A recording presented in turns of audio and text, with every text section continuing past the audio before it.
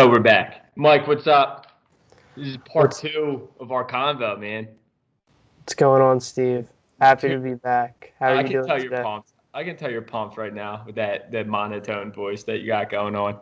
Uh, so this time we're going to be talking about like three questions. They all got a similar. Let me fix this up here. Cool, cool, cool. All got a similar um, theme to it, and you're actually pretty pumped about it, which is cool because it's something that you've been getting into lately. How you doing today? First, before I get into it, Fantastic. welfare check, man. I'm just checking in on you. You know what I'm saying? Crazy times we live in. Yeah, dude. I'm thriving. Nice, dude. Nice. So we just found out Pennsylvania. Well, people thought gyms were going to be the first things opened, but that's like not common sense, right? Because people like in one small area, that's like a gym, right? And so so I was like, oh, there's no way. And then sure enough, Pennsylvania came out and said gyms are not part of the first wave open. So looks like we maybe closed longer than people were thinking. So that's good. So Didn't I'm excited everything about just it, you know. didn't everything just get extended to like May 8th or something? Yeah, May 8th is the date, but you know what, dude? That's the first wave. So I'm thinking gyms probably like somewhere in 2024, I think, might be open. So I'll be paying bills for no reason. So this is exciting. This is exciting. All right, so we're gonna get into like today is gonna be like timing and eating, and the importance of that. I know we had a Matt minute on that, and I know that we got as much info as we could in that minute, but um, obviously you can only say so much in 60 seconds. So this is our chance because a lot of people ask questions about it. This is our chance to expound on it a little bit. So the first one that we have today is kind of like a general question. It's how important is the timing of your meals? Like, and I'm saying this word for word. This is not me asking this question. How important is timing your meals? Like if I wake up late, skip breakfast and just eat lunch and then there's an ellipses because there's just that's how we finish the question. So say the kid wakes up late like an average teenager, especially during these times, they're sleeping until whatever. And then breakfast is not even part of it because they just slept right through it and they go right to eating lunch. How important is that? How important is missing a meal? So I'll address this specific example first, Okay. and then I'll probably end up going off in a bunch of different directions regarding just how important it is to time your meals. And I have a lot of thoughts on this, which may or may not be organized. So feel free to kind of like steer me back into like a cohesive direction if need Maybe be. maybe rein you in. You know what I'm saying? Rein you in. I need a sponsorship, fellas. I need a That'll sponsorship. get you the discount I code, need it bro. real bad. Hopefully they can help me with the rent and stuff. This is already getting off to a great start, Steve. Nice. So, okay, so if you skip breakfast and just eat lunch, well, this is kind of like case by case dependent, right? For So we sure. can give like a couple different examples here about like the potential deleterious effects of doing this. So if you are one of my weight gain guys and Mhm. you skip breakfast, Not good. you could potentially just set up your entire day for failure, right? So we kind of talked about how difficult it can be to gain weight with some of these athletes because their caloric needs are so high. And literally just missing one meal can just set you up to not achieve your caloric needs for the day. Um, so the reason for this is that, if you miss one meal, you're going to have to make up for that your other meals. And it just results in less overall meals throughout the day. It's less exposures to feeding. If you have 4,000 calories to eat, you know, four meals of 1,000 calories is much easier than splitting it up into only two meals or three meals, right? Right. Um, which in and of itself is kind of, part of the importance of having like a regular feeding schedule. So if you miss a meal, your subsequent meals can just become way too big to the point where if your appetite is already compromised due to the consistent shoveling of food, having to shovel even more food in Not looking good. at your meals on a particular day may just be impossible for Right. you. Like you just have no Yeah, shot. you're probably throwing up, you know. um, so if you're a weight gain guy, potentially very problematic. If you're a weight loss, No, uh, not the end of the world. not the end of the world. Um, so this this can be a potentially useful strategy for a weight loss athlete if Sure. used on a consistent basis.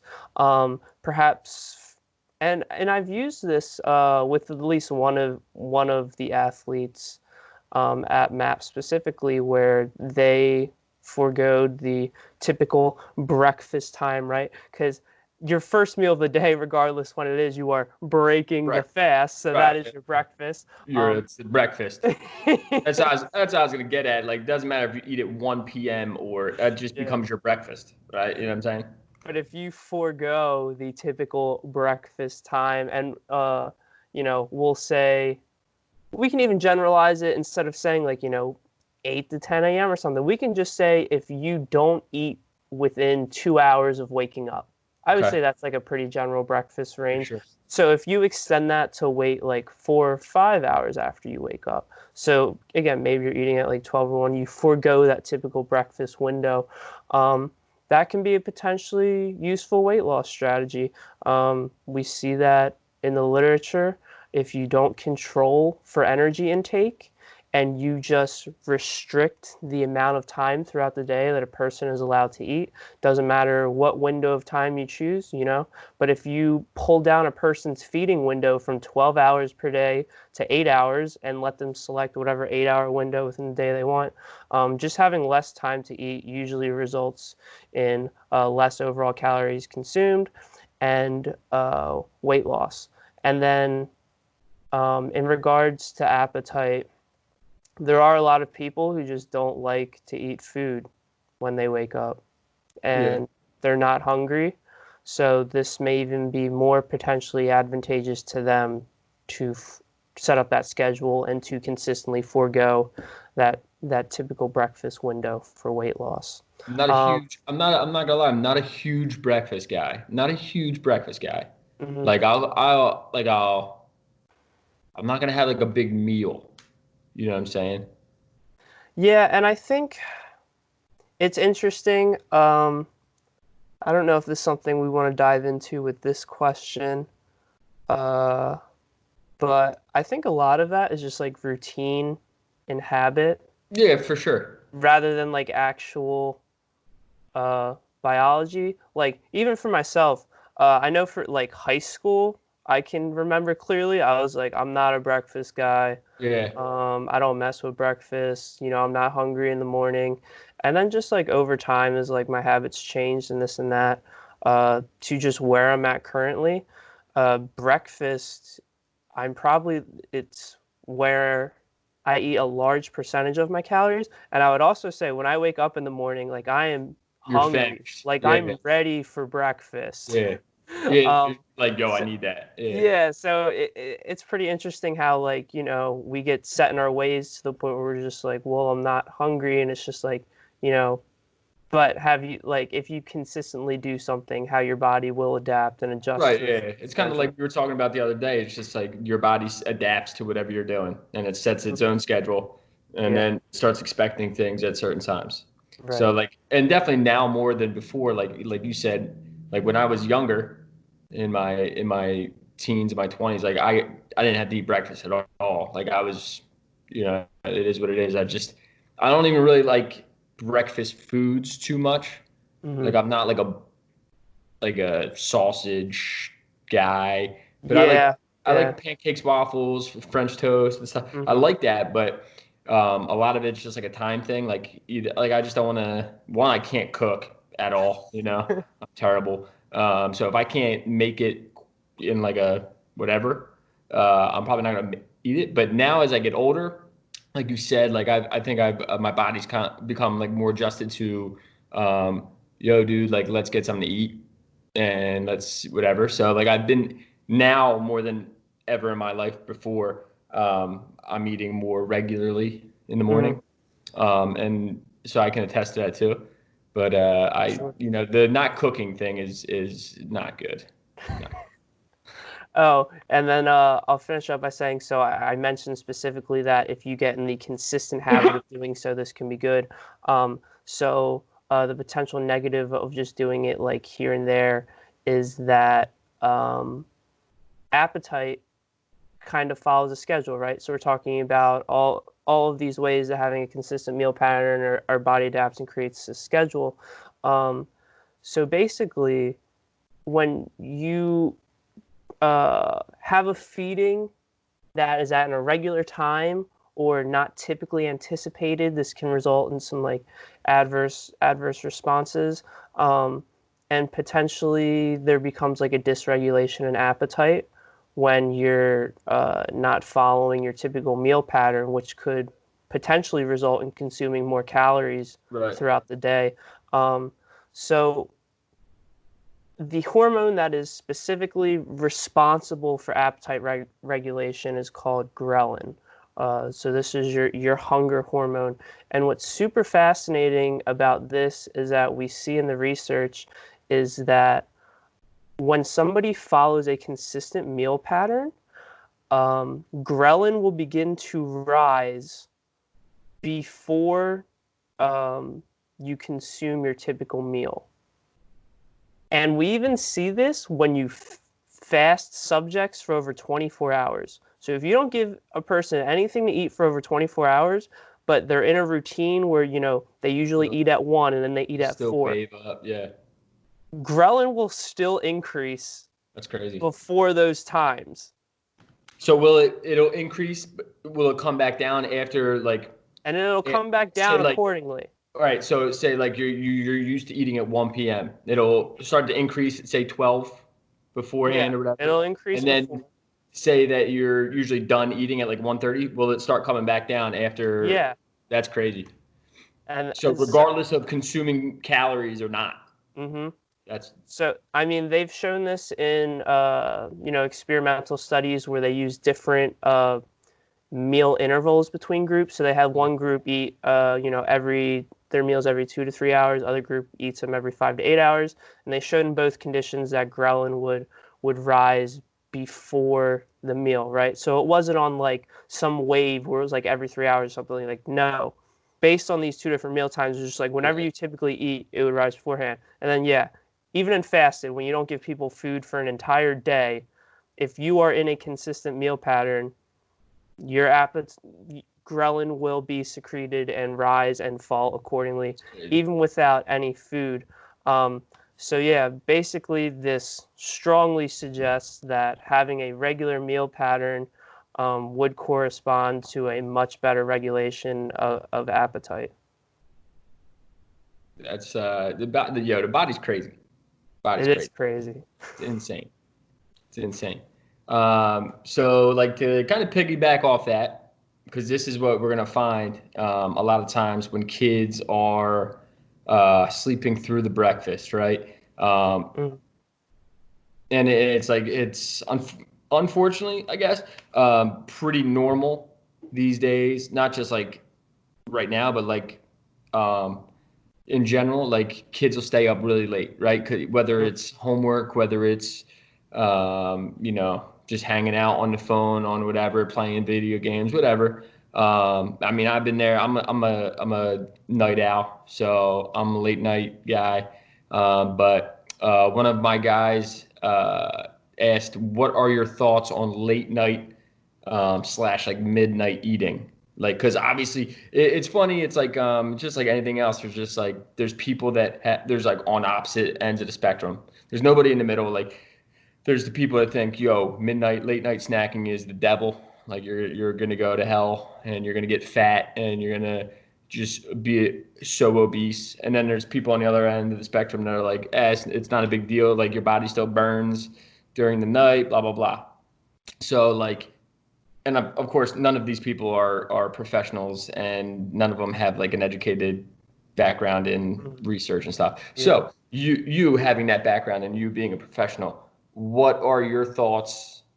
What is the latest out there in terms of the efficacy of late night slash midnight eating? Mhm. Good, bad, neutral? What's the deal? So this is pretty interesting because like in our fitness community, right? I would say, uh a traditional statement which we would now call like a myth, Mm-hmm. a widespread myth is that like, uh the thought that, eating carbs after 6 Right. is just It's going to be stored as fat. Yeah, point to a spot on your body you want it to be turned into fat. That's what it is, dude. That's Yeah. a body dynamics quote right there. Or just like any intake of calories, later in the night is just automatically going to be stored as fat. And then, within like the evidence-based community, we looked at this and we're like, no, if you control for calorie intake, it does not matter, right? So if your maintenance calories are 2,800 calories per day, it doesn't matter whether you eat 1,400 of these calories at 9 p.m. or if you push the majority of your intake to earlier in the day, as long as it's 2,800 calories, and those are your maintenance calories, you'll remain weight stable. And we basically laughed at all of these people who said, who basically discouraged late night eating. But when we actually look at the science behind this, there's some truth to it. To the bro stuff. To the bro stuff, yeah. And it's a bit nuanced. So there's truth in it, in that there are potentially negative consequences to eating a large number of calories uh, at night as compared to earlier in the day. But energy balance definitely still applies. So your maintenance calories in the previous example of 2,800 calories is your maintenance. For your overall body composition, uh, in regards to changes in your total body weight, there there's no special effect going on, right? So if you control for calorie intake, there there's no negative on body composition per se, having a larger percentage of them at night. But when we look at things like risk for adverse cardiometabolic conditions, like diabetes, for example, um, we consistently see in the literature that there is an association between eating late at night and increased risk for these conditions. And there's just a ton of research on like shift workers. Mm-hmm. So basically, people who are on these like completely alternate schedules where they're Right. awake during biological night, they're sleeping during the day, and as a result, they consume a lot of calories during periods of time which don't really correspond well with our natural biological clock or circadian rhythm. We're as humans we're supposed to be sleeping during those times, not Right. up working and eating.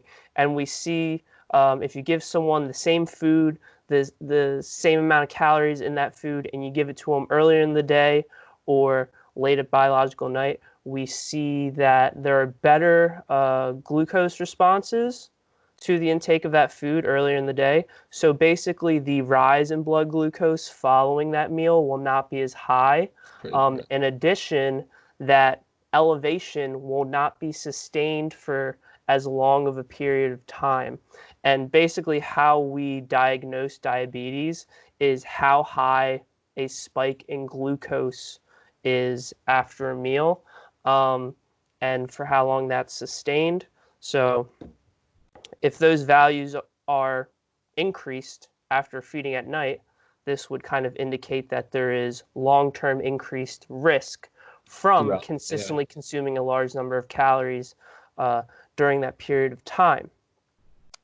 So, in general, for your overall health, you probably shouldn't be eating a large percentage of calories at night.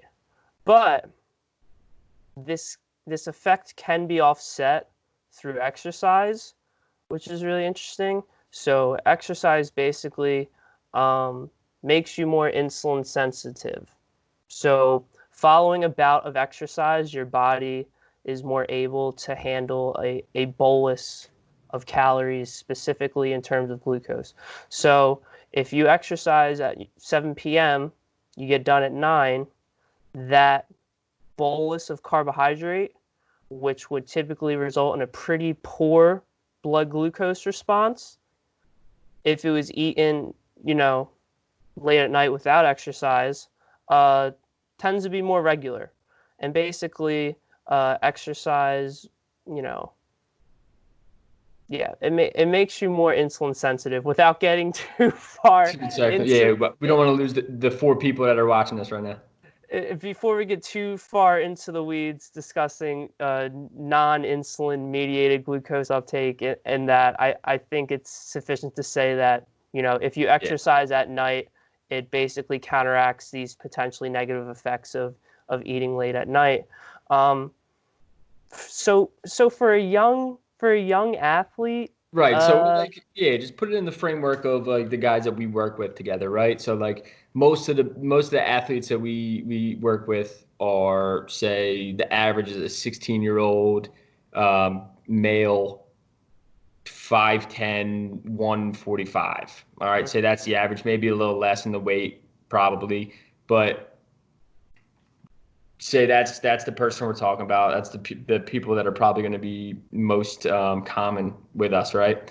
mhm, Um, what's the effect on that person, right? Like, I get it for like shift workers and stuff that it becomes like a really big serious thing, mhm, right? These kids are not doing that, right? These kids are the only reason they're up is because um, they got homework. Well, not right now, but like homework. They're watching Netflix. They're texting their boys or whatever, you know. So like, what's the and hopefully it doesn't stay like this for lifelong, and mhm. I mean, and really become something bigger in the end of all things said. So what's the effect on that kid? So for the metabolically healthy 16-year-old who's very active, I wouldn't say we're really concerned about this. Again, especially if they're a weight gain guy and we need to hit our Right. calories for the day, and we have a lot of calories left for whatever reason. While it might not be preferred, we're not really worried about it. Right. I wouldn't really get into uh, intake in regards to where they're putting it in the day for an individual like this. The only time would be if it's, a an athlete who may still be young, like, in that 16 to 18 range, but maybe they're a little overweight. Maybe they're a lineman in football, and maybe there's a family history of diabetes. For sure. So genetically they're in a poor spot. For one of these guys, I might consider, making the recommendation, hey, let's try to you know, push more of your calories towards earlier in the day as opposed to night if they tend to be a big nighttime eater. But for the vast majority of athletes who are metabolically healthy, and on the younger side, we're not really going to pay attention to where the majority of their calories are placed throughout the day. Basically, more so concerned, just about them getting the So necessary calories in to recover and grow. for sure. Now, to finish up with this one is like, are there foods that you generally want to avoid, right? So like, like you were saying, like, oh, don't eat carbs past like 6 or 7, or Hmm. like don't eat. Um, but then there was like the talk about like, for a long time, it's like, all right, before bed, you want casein protein, right? Because it's slower digesting. Or Hmm. like, all right, get your cottage cheese in you, or, get some fats in you because they're slower digested, blah, blah, blah, to keep you satisfied throughout the night, whatever. Hmm. Um, is there, what's the newest research? What's the newest thought about like stuff that you should prioritize before bed? especially these late night feedings if you are going to eat late night? Mhm. And is there certain types of foods that you want to avoid? Yeah, so I would say carbohydrates are probably going to play the biggest role here. So, in the ideal scenario, if we're trying to optimize metabolic health, specifically, again, more applicable to like your general population, person who's more sedentary than active, likely. But we're going to probably want to limit our carbohydrate intake later in the night because we see such a poor blood glucose response as opposed to earlier in the day. So, yeah, your meal should more so be from protein and fats, um, and be lower in calories overall. In regards to casein protein, the rationale's certainly there, right? Right, right. Um, but the research, like, it's not clear, but also it's such like a nuanced thing, and the benefits of it are likely so small Small. Right. and so small that like they're going to be undetectable in the short term. Like I would hypothesize that if we did like a 2 year study and had one and gave one group, a casein protein source at 7 p.m. and the other group got a whey protein source at 7 p.m. Maybe we would see like this 0.1% advantage over 2 years in the casein group. Which is nothing. Yeah, exactly. Um, but, when we look at shorter term trials, which is what we're going to have because of the limits of research, and we look at it Right. over, 8 to 16 weeks, as long as the total protein intake is the same between groups, we don't see an advantage to having casein before bed. Um, so yeah, I probably wouldn't go out of my way to be spending extra money on a casein protein supplement if disposable income's limited. Uh, do I think there's rationale for it? Yeah. And is there a potential positive? Yes, but it's so small that unless, you're an elite athlete who is literally trying to do everything possible to gain every fractional percent to be the best you can be, it's probably not worth spending the money on. But hey, if you like to eat cottage cheese or Greek yogurt and that's part of your intake anyway and is part of like your regular protein feedings, then like yeah, maybe do it before bed since it tends to have a higher percentage of casein and the rationales there for being able to, sustain that rise in MPS over a longer period of time. So here's my thing about this. This is my little rant. This is like the supplement industry, right? This is just like we just prey that not we. They just prey on people's I mean, this is not like earth-shattering opinion here, but like they just prey on people's uh like want to like to get rich quick. They want to get like the most results quick and as Mm, little work as possible. Like in all honesty, like you were saying, dude, whey and casein, like, dude, like why even do it? I get it for like the percentage gain that you can have over such a long period of time is so minimal, but like they just put out all these different products, all these. I mm, know, I understand somebody might be allergic to something in a whey protein, whatever. Like they might get some upset stomach or whatever for like the lactose intolerant or these that, but so you might need like an egg protein or what like a pea protein. I get it, but like yo man, they're just like every little thing they just do, and they make you feel like you have to buy these things in order to get the results. You know what I mean? And if you really just think about it, dude, get the most generic whey protein possible, mm, or just eat food that has protein in it. You don't need to get like I'm telling you right now. This is like goes out to all my dudes and dudettes in high school and college, athletes, and even like the non-athletes. I don't care if you're look. Don't get caught up in supplements. Supplements are not going to be um, the thing that gets you to where you need to be. Mm, There's no get ripped quick scheme. There's no get rich quick scheme. Like none, there isn't. There's nothing. There's no secret formula that these people can put together. There's no magic pill. There's no magic detox tea that can get you what you want in a short period of time. There's no yeah. like detox cleanse juice drinks that like if you might lose 10 pounds in 10 days, right? But like, yo, that's because you're drinking grass in liquid form and you're not allowed to eat. So as soon as you reintroduce food and like come on, like we're better than that. So like just let's take this supplement industry. They do a great job marketing. They do a great job with advertisement and stuff like that, and that's their job. But they're not offering you a real avenue to sustainable success. I promise you that. So stick to the basics, man. Keep it simple, stupid. Like the simple, boring thing is going to be the most effective 99% of the time in anything, in general, but especially in terms of just fitness and exercise and nutrition. I completely agree. And I'm like half kidding, but like pretty serious about this. Like all of that except for creatine. Creatine is magic. Oh, it's the real deal. That's the real deal. No, like, and that's so. But that we're not even supposed to talk about this. But let's talk about creatine, right?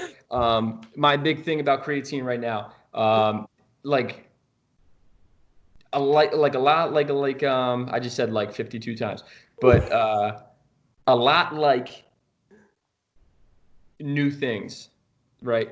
Um, for some reason, creatine got absolutely destroyed, right? People destroyed it in years past, right?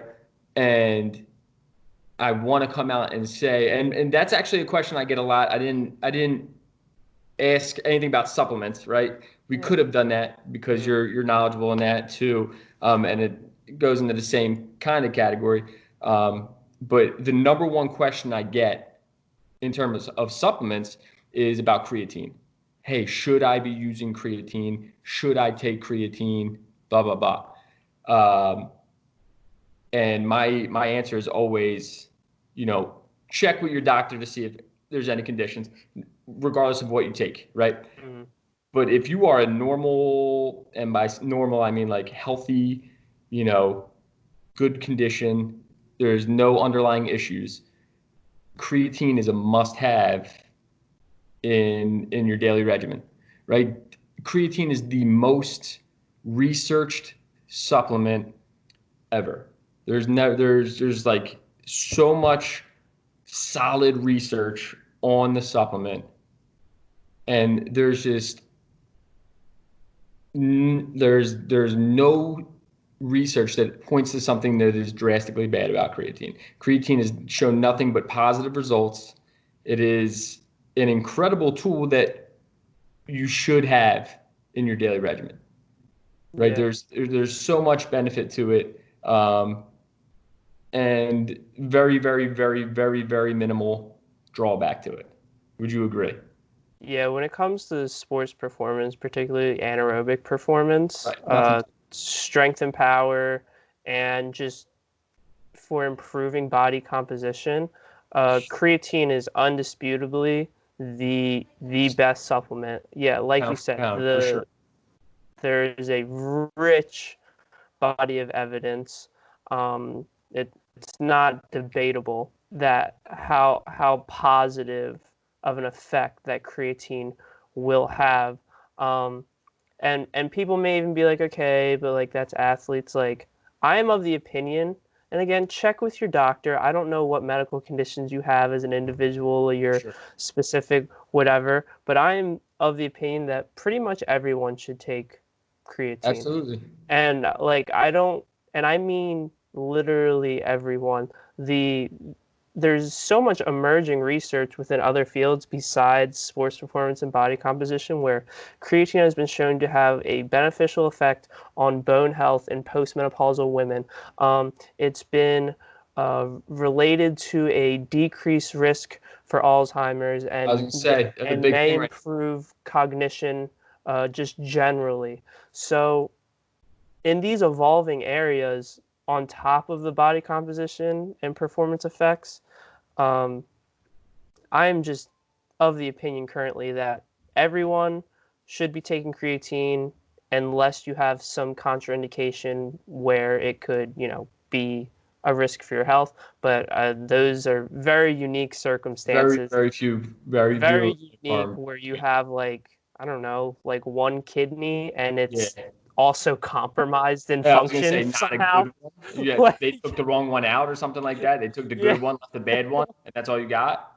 You know? yeah, Yeah, and I wanted to touch upon that too, not even in terms of like athletic performance. So I'm like really big into the like research on the brain because my brain's like broken, right? So like there's a lot of recent research that is showing that creatine helps you retain memory, and it also improves cognitive functioning so much. So like not only is it a valuable tool for those that are looking to increase athletic performance and body composition, but or even just like lift more, just a regular person that wants to be stronger and bigger in the gym, yeah, it's cool. But there's also a lot of research that is showing that it's critically important to those that are suffering from some type of cognitive disorder, or like like an Alzheimer's, or somebody like me who has multiple traumas to the brain, right? So like people that have suffered from concussions and stuff like that. There's a lot of viability to creatine being used to um, kind of increase cognitive performance and also retain memory and stuff like that. So like it is an unbelievably valuable supplement that we can use. And I don't go out like endorsing supplements like this. Like right. it's not, nobody's paying me. I much prefer my athletes and my people just kind of put their head down and just push through it because that's the way you get stuff done. But the one thing that I will back and support and tell everybody to take is creatine. And the good thing is like creatine is a cheaper, very very available supplement that you can Which find is crazy. Creatine's dirt cheap dirt and cheap. it's very, very effective, which is like crazy That's for the supplement industry because everything's overpriced to give you no effect. But right, like, exactly. So like that's my thing too. Is like people will come to me and be like, "Oh, how about this? Like this will naturally boost my testosterone." And I was like, "Well, like if you look at any studies, you would have to take like 600 times the recommended value in order to do anything like that, and that's not what you want." So like all these they sell all these supplements that literally have zero backing, zero real life backing, that are not going to do anything, that have no efficacy, and then they sell them for absurd numbers of dollars, and mhm, people, of course, buy that, right? Because the idea is if it's more money, it's better. That's what right, it is, right? We're right, so for being as complex and bright and crazy smart as we are as humans, we are so gullible, and we don't like that. We distinctively make that, like instinctively make that connection, like, oh, if it's more money, it's got to be better. Well, no, it's not, because creatine is literally pennies on the dollar compared to these other supplements, and it is literally the only one that's been proven to do anything, and continues to be proven like time and time again, and mhm, we find out more good about it every time. So it's unbelievable because you can find it on any site for super cheap, and it'll last you forever. yeah, It's unbelievable. Um, Crazy. Sorry, I just went off on supplement industry. Cool. Um, so we got one last question, all right, and this one I'm going to read word for word again because there's a lot to it. There's a lot of layers, and we might have to take piece by piece eventually. But the last question is for athletes looking to gain weight. Is there any consideration that should be made in terms of your last caloric intake before bed and then breakfast?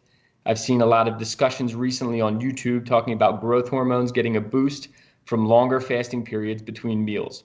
Is this true? Does it apply to the teenage athlete looking to gain weight? So this is from a father of a 16-year-old kid who is an extraordinary athlete. Extraordinary athlete. He's 6'1", and I just got an update like 2 days ago. He's 157 pounds. Right. So that is a minor miracle in and of itself. Right. So for complete context, he started training with, I've known him for his whole life, but he started training with me in the gym in like July. And he came in and he was 140 pounds. So he's up to 157.7 was the last weight reading I got. So that is the kid. So that's the background. So let's take the first piece. Should we, for athletes looking to gain weight, should we put any consideration into um, the timing? So like say my last meal before bed, should I wake up and immediately get breakfast, or should I wait as like an amount of time because of the possibility that growth hormones will increase with a longer fast? Uh, all right, yeah. Let's take this piece by piece. So, considering this person is concerned with weight gain, and this kind of relates to how I answered the last question, right? Right. So, like the timing of meals, later in the day compared to earlier. Um, for a young athlete looking to gain weight, no, I don't care, where you put your calories, but we just need to make sure you're getting enough calories throughout the day. And basically, whatever makes that the most efficient and easiest way to accomplish Right. that is the strategy we're going to utilize. Um, Right. So basically, like the goal is to get X amount of calories in your day. mhm. Right. So like if I'm trying to gain weight, if I'm a hard gainer and I need to get 3,500 calories in a day, that's our goal, right? In the grand scheme, in the vacuum, in whatever, that is the be all end all right there. Mhm. Right? Like I think people it kind of gets to the supplement thing, like, oh, but we can get this and this if we extend out the window, right? So like we might get a optimization in a perfect world if we do a certain way, but what we're not looking at is if we do that way, it's going to be harder to consume 3,500 calories, Mhm. right? So like the most important thing is we do whatever we have to do to make sure we get 3,500 calories in every day. So that's priority one. So we're not concerned about, where what percentage takes place early in the day, later in the day. Right. We're just concerned about getting enough. Uh, Leading into the second part of this, I would answer this question with a question. What do you think growth hormone does? Right. So, Right. So like, all right, let's talk about that, right, real quick, because you hear it in pro sports, you hear it in whatever. If you could explain the role of growth hormone. so there's basically like an underlying assumption to this question that like growth hormone is basically like this inherently anabolic hormone that if we utilize strategies which could uh, increase serum concentrations of growth hormone, this will lead to uh, just Exponential. packing on Yeah, we're just getting muscle. mounds of muscle. Right. Um, and I would say, so not only this is flawed for multiple reasons. Hmm. So in in general, what the research shows in regards to acute changes in any hormone, whether it be growth hormone, testosterone, IGF-1, um, acute changes which increase serum concentrations of these hormones basically have no Zero. positive effects on long-term outcomes. And we see this in training studies left and right. There have been so many training studies done which have tried to optimize the post-exercise response in testosterone growth hormone. And we consistently see over these longer term trials that the training protocol, which produced higher increases in these hormones post training, did not result in any improved Any right. outcomes. Um, and then in addition to this, I even if we did subscribe to this flawed ideology, I wouldn't pick growth hormone. Right. Right. Yeah. I would pick testosterone Right. if I'm So concerned with like weight gain and putting on muscle. right, that's the most anabolic thing you could do, right? Testosterone Yeah, is what so you would what you would want the most increase. or even IGF-1, like growth Right. hormone isn't so like I don't know. Let's if we looked at bodybuilders who like are injecting exogenous hormones into their body to Right. produce a certain result, they're injecting testosterone and other androgenic compounds to increase muscle size and to get bigger. They're not injecting growth hormone to like grow significantly more. Like growth hormones more so plays a role in recovery Right. than So I was gonna anything say, else. if you look at so your world's bodybuilding, right? My Yeah. world's sports, specifically baseball is my world, right? So like obviously PEDs were like a huge thing, still are, whatever. But without going down into the rabbit hole, it was like some guys back in the day would get popped for roids, and there were some guys that were getting popped with like human growth hormone, Hmm. and those guys, you look at them and you're like, these dudes were on this stuff, like what? And Yeah. what you know what I mean? Like a huge example of it is Andy Pettit. You might not know him. He's a previous generation guy, Pitched but for the he was Yankees. yeah, Yankees, right. So Mm. like he was a lefty pitcher, didn't throw crazy hard, wasn't built like an ox, you know what I mean? He Hmm. was just like if you saw him on the street, you'd be like, that dude probably played something, but like I don't know, he's probably not like he wasn't be like, oh, you know, but he got popped for like human growth hormone and it was to recover from an injury, right? So like yes, there's going to be like benefits to the human growth hormone, whatever. But a lot of it's because due to like recovery, they take these things for recovery from injury to recover from whatever. And like you said, like if I'm banking on any hormone, I'm going to go for the most anabolically important, and I'm going for testosterone, right? So like Hmm. that's what if I had to choose a hormone, that would So be it. without kind of bashing this question anymore, as like a really practical takeaway from this, like regardless of like hormonal response and everything else, for an athlete looking to gain weight, fasting is never extended fasting is never in any circumstance beneficial for weight gain. Right.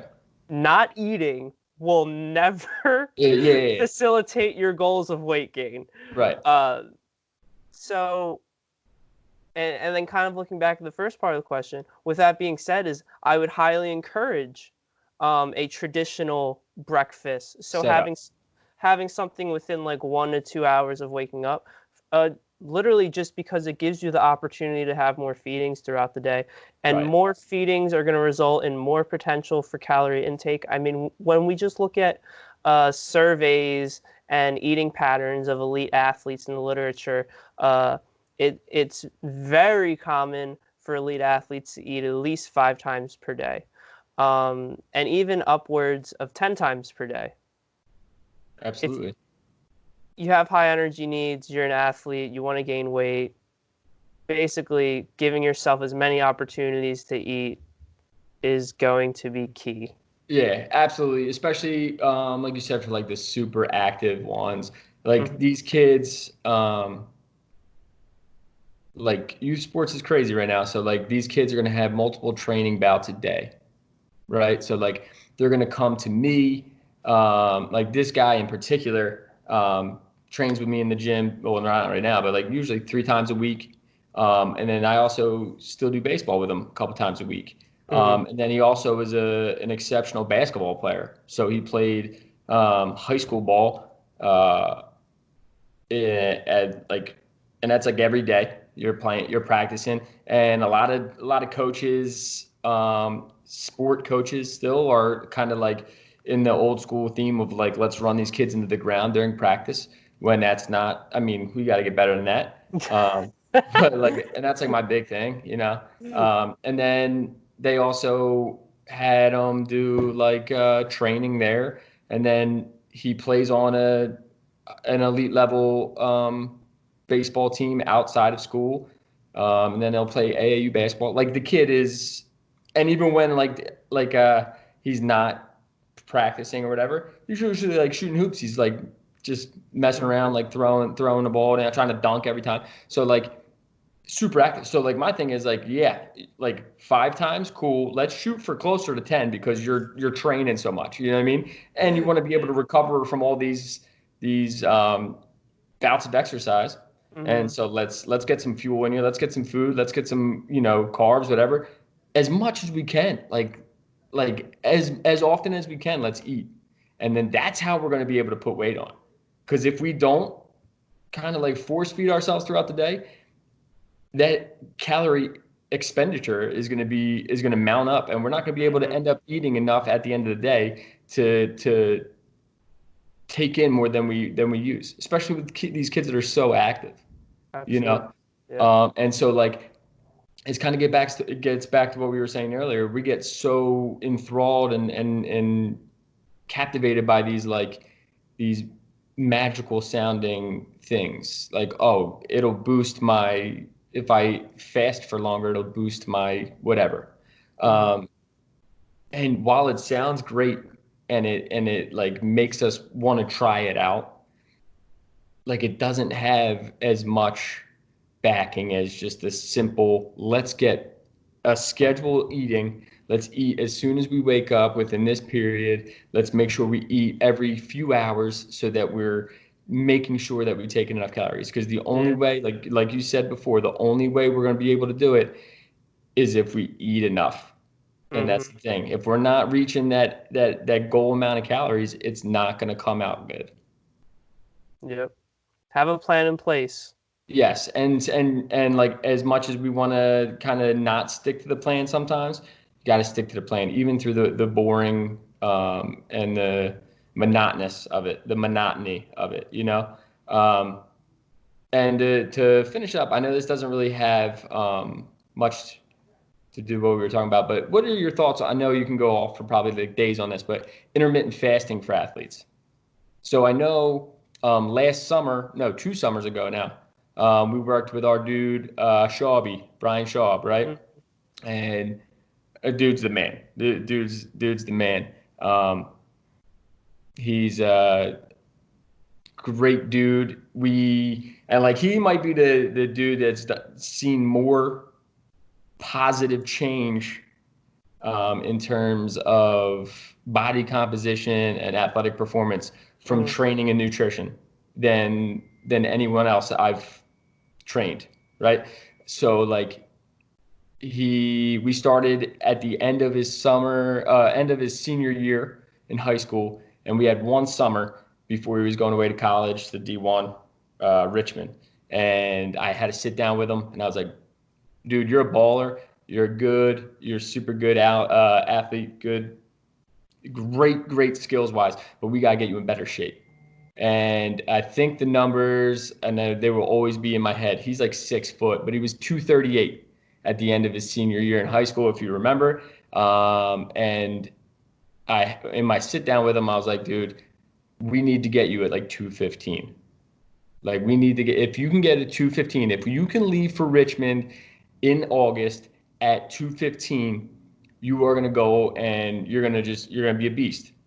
And like all credit goes to him and for you for making this plan, but especially for him just having the tunnel vision and the determination to get there because I can't imagine it being easy. But he left for Richmond at 213. So he lost 25 pounds in that summer. And not only did he lose the weight, but he looked awesome. He was a freaking beast, and he was still putting up crazy numbers in the gym. And he was an IF guy, right? So he did intermittent fasting. Now, what are you like? What do you think that helped him? Do you think that it would have been easier if he didn't? Now he's in the opposite case, right? He's a kid that was looking to lose weight, Hmm. so it's a whole different ball game as to the kid that is looking to gain weight, right?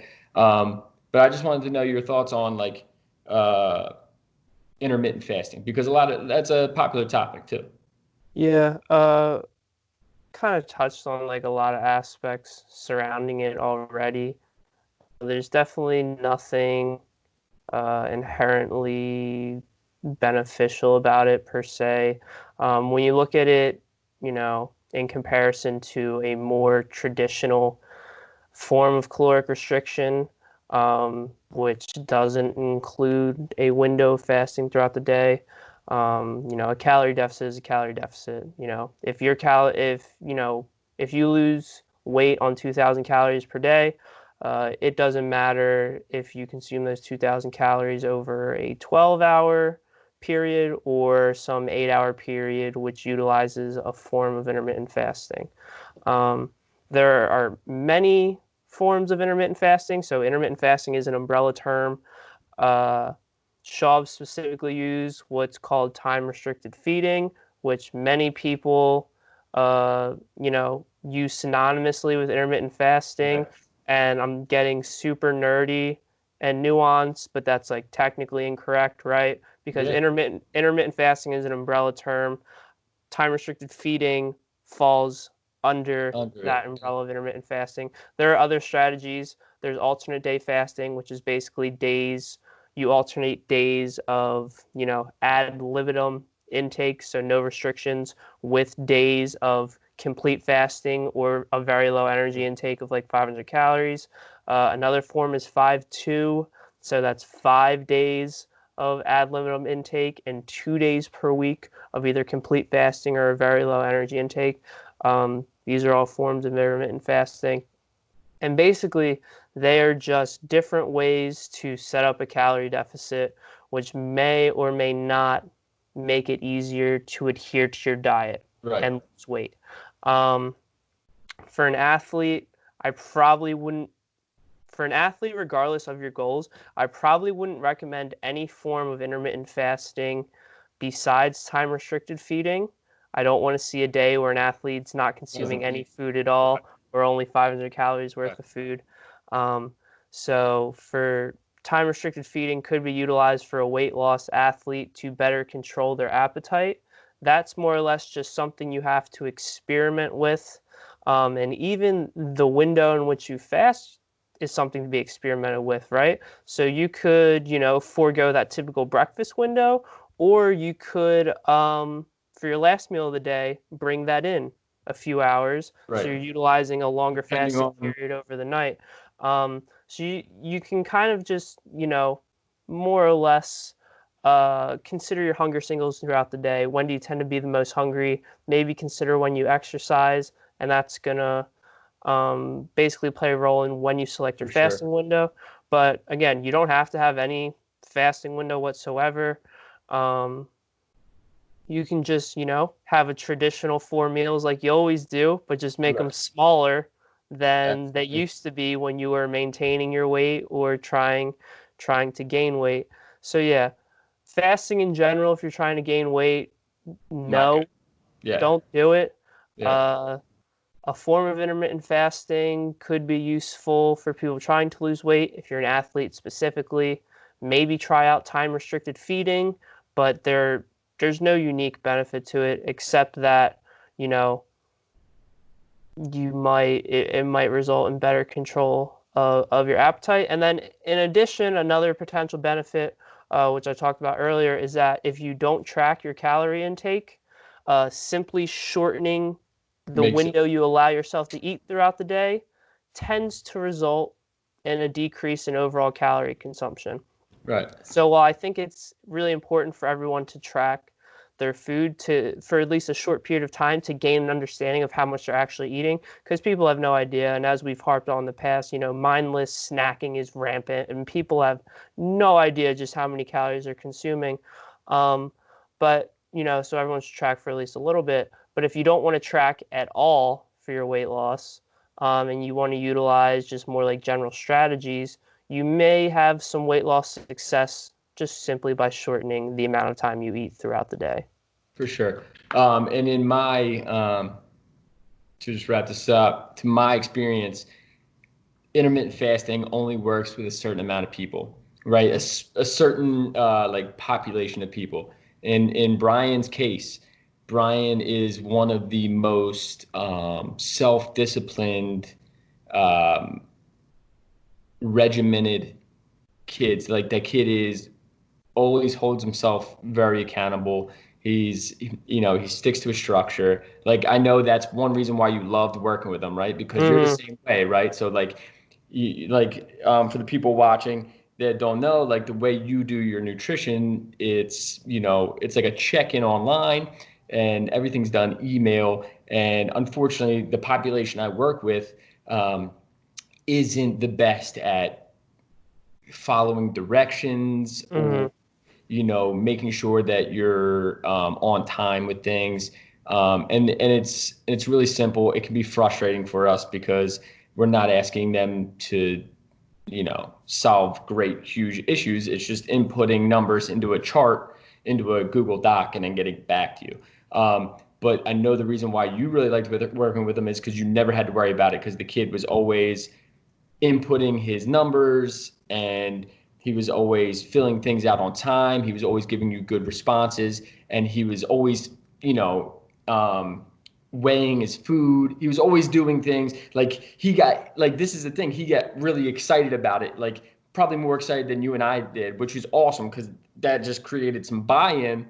Right. But he was like, all right, dude, I got a food scale like this, like I'm checking this. He was sending me, pictures of food and make sure like he was asking me like, oh, does the weight differ before or after cooking meat and stuff? And I was like, oh, dude, this is awesome. You know what I mean? Because like this guy gets it. So like intermittent fasting worked for him because he knows that he could stick to this schedule, right? Mm-hmm. He holds himself accountable to the restrictions that are put in place. Like, all right, I can only eat 8 hours of the day. This is my 8 hour window.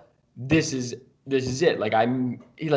I remember him taking a cooler with him from the gym to like he would go to baseball like get swings right after we worked out, right? So he was like, yeah, I got a cooler in the car of this and this, and like I'm going to eat it on the way because my window opens up and as soon as I'm done here and I want to get it in as quickly as possible and I'm like, dude, that's awesome. Like so that is going to, for a kid like him, that could work, like intermittent fasting.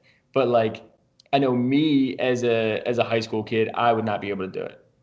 I was on the opposite end of the spectrum. I needed to gain weight, but if I was a guy that needed to lose a couple pounds and I wouldn't be able to do intermittent fasting. So like that is another big thing for me is it is our goal, it is our intention, you and I, to put the athlete in the best position for success. So I am not going to tell a kid to intermittent fast if I know that he or she is going to have a very hard time following that protocol and it just won't work for them. And that person will kind of go crazy because they'll feel really restricted. That goes back to the last question too, is like, I'm not going to make that kid wait an extra period of time in the morning, not and make them not eat, right? Because one, he needs to get as much as he can, but the benefit of whatever hormone response does not outweigh the fact that I know he's going to need to get calories in, right? So like, and if I make him wait, it's going to throw off his whole day. So I'm not And going to. and you put that under the premise that there's any benefit to Right, that. exactly. It Then that's still what I'm would saying. not even if there was a benefit, Right, and exactly. there needs Even to if be there zero. was Right. So even if there was a uh, small to medium benefit, I'm not going to put that kid um, on a timed thing in the morning because I know it's not going to work for him. I know that if I throw him off whatever routine he has, whatever freedom he feels like he has in the morning to eat, then it's gonna wreck his whole day. And if I wreck his whole day, that means he's not hitting that target. And what people don't realize is if he doesn't hit that target that day, then he has to make up for it the next day. And he's probably not going to make up for it next day. So that deficit is going to just keep rolling. It's like sleep, right? So the thing called sleep deficit. If I get 4 hours of sleep on a Monday and I should be getting 7 to 9, I'm already at a sleep deficit. Well, the Mm-hmm. next day, my schedule's all messed up. I might not get 7 to 9, and it just keeps on getting bigger and bigger. And so that sleep deficit gets larger and larger and larger. Same thing with calories. If I'm not getting it every day, it keeps on adding. So many people get focused on like, oh, I got to hit this many calories this day. Well, it becomes like if you look at it through a week window, Mm-hmm. if you miss it that one day and then you miss it on a Thursday, that's 2 days. Well, now you just missed out on 800, 900 calories. So, like, our job is to put you in the best position to make sure you hit it every day. And if I start playing with things that I know aren't going to work for the kid, then I'm not putting that kid in the best position, you know? Yep. So, boom, that was my rant. You make a good point about calories too. We like to look at it on a daily basis. I mean, we can look at it on a weekly basis, we can look at it on a monthly basis, Right. so on and so forth. I mean, I've literally had people tell me how, like, over Thanksgiving break, they put on 3 pounds, and it's been a week and a half since that break, and they went back to their usual eating patterns, and they're like, and I'm still 3.5 pounds heavier. Like, how can that be? And I'm like, you never When, compensated in the other direction right. to make up for your excess energy and Exactly. take over 3 days. Like, I don't. What do you mean? Like, yeah. Yeah. That's exactly it. Like, yeah, Like, you went back to your exact eating patterns, which allowed you to, maintain your weight. And then, so when you're always eating at weight maintenance, and you have these three spikes, which you never go back down under the curve to right. compensate. That's what happens, bro. Right. You gotta even it out. It's like a math equation. That's all it is.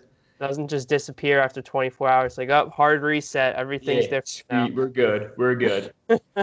Now, in terms of that though, like, um, for people that like go crazy for the holidays and stuff. Mm-hmm. Now, if it's like a day or two, okay. But if it's like the holiday season, so like a kid goes nuts from Thanksgiving to Christmas, and generally I'm speaking of a kid that might need to lose weight, right? Um, if they go crazy for that month, it's going to be a lot harder to. Their maintenance isn't going to be the same, right? Because Mm-hmm. of an extended period of increase. Mm-hmm. And so like, yeah, you went back to maintenance, but like it's not your maintenance anymore, so like Right. an increase in terms of like a spike, whatever, it's going to be long and it's going to affect your new baseline, Mm-hmm. right? So let's use our heads.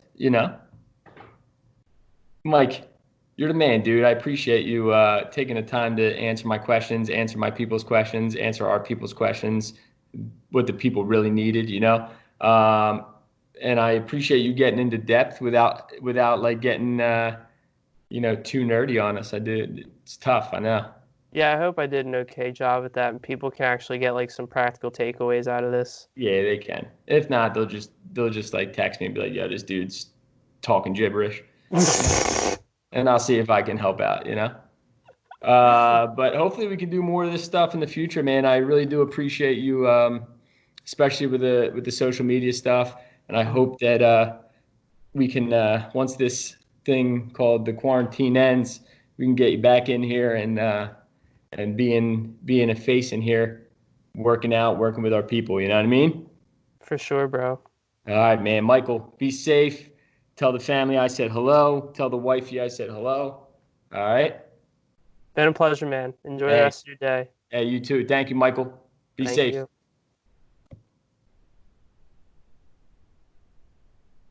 Oh, hold on. Still there. Bye.